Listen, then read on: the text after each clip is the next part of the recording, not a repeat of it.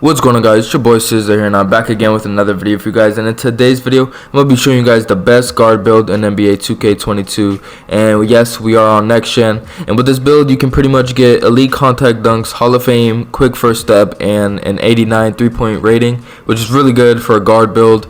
And obviously, you want to go with the point guard position. I'm going to go ahead and use the right hand and jersey number. It doesn't matter at all. You don't really need to do anything with that. But yeah, you don't want to do shooting guard, you want to do point guard. Make sure it's a point guard. Now for the height, you don't want to do too short because, you know, you're not going to be able to go in the paint ever. And if people are good at defense, you're not going to be able to shoot. And you don't want to be too tall because you'll be slow and sluggy in the park, and you're not going to want to do that. So 6'3" is a good height to go in the game. And for the weight, you want to do minimum weight, which is 170, but then add 1. So the reason you want to add 1 is pretty much it increases your strength and your perimeter defense. The only thing it touches that's negative is your acceleration by 1. So instead of a 93, you get a 92, which doesn't make any difference at all. So as long as you do your Gatorade boost, you'll be fine. So yeah, you want to stick with 171 pounds. And for the wingspan, do it at 6'8". Now a lot of people like to do it at 6'3", so they can get their maximum 3-point, which is a 96 for this build. Or they do a maximum, which is like insane.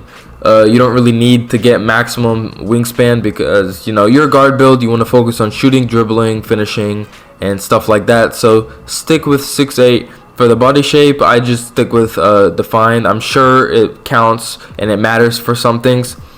And now for the important part. So for the close shot, you obviously want to do close shots just in case, but you don't want to do it too high, obviously, because you're not going to take close shots, and no one really takes close shots ever. That's just like a second step or like a backup plan. So you want to put that at a 54. For the driving layup, you want to keep that at a 72. You don't really need a 70, higher than a 70 really. The only reason I put 72 is because, you know, I needed an extra slot. So 72 it is for driving layup. For driving dunk, you want to max that out and put that at a 92. Now what that does, it pretty much gives you elite contact dunks, which is pretty much the main part for the finishing. You want elite contact dunks. That's really important. Elite contact dunks, because it is the best contact dunks in the game. The best dunk in the game is obviously the elite ones. For the mid-range shot, you want to keep that at an 84. 80 and up is perfect for mid-range because you're going to make all of your mid-range shots, and as long as you can time them. For your 3-point shot, you want to max that out at an 89. And once you do, like, you're obviously going to get badges. You can get every badge in the game for the shooting category. And then for your free throw, I recommend putting that at an 80. 70 is good. I put mine as a 70 for my other builds, but it's not always going to go in. So 80 is going to be perfect for this, and it doesn't really touch as much attribute points as you think it will. But yeah, so 3-point 89, max that out. Free throw, put that either at a 70 or an 80. It's up to you guys. I recommend doing an 80 if you want to follow me and get this exact build. For your pass accuracy, you want to put that at a 69. Yeah, I know. But yeah, put that at a 69. It's not going to do too much of a difference putting it at 70. Just keep that at 69. And the only reason I say that is because you want to get max out your speed with ball, which is a 92, and your ball handling at an 86. Now, your speed with ball and your ball handling pretty much gives you quick first step on Hall of Fame, and you can speed boost. You get all the good dribble moves that you need to succeed in the game, obviously, because you're 6'3" and you have all these playmaking badges. And so far we're at 27, let me see, 27 playmaking badges. And for your defensive rebounding, you don't need to touch your interior defense. That's mainly because you're not going to be guarding big man or like anyone that runs in the paint. That's mainly your center's job. Perimeter defense, obviously max that out because you're going to be guarding the ball all the time.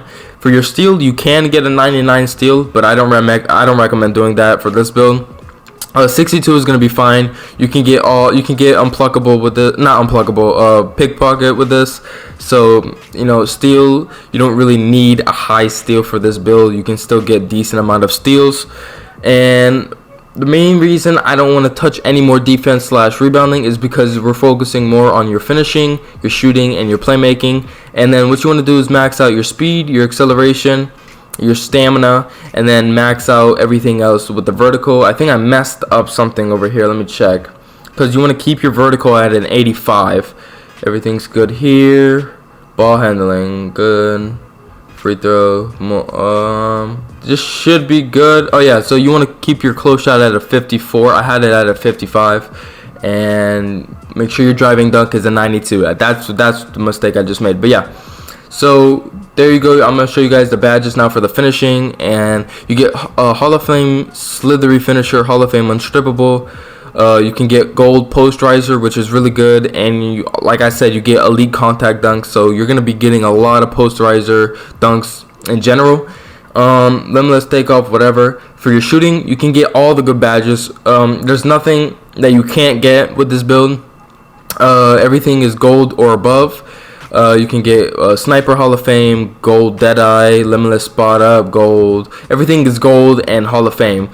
I recommend putting on Sniper Hall of Fame as soon as possible. Catch and shoot is also good. Blinders is really good, especially when you're running point guard. For playmaking badges, you get Ankle Breaker Gold. I know how some of you dribble gods are.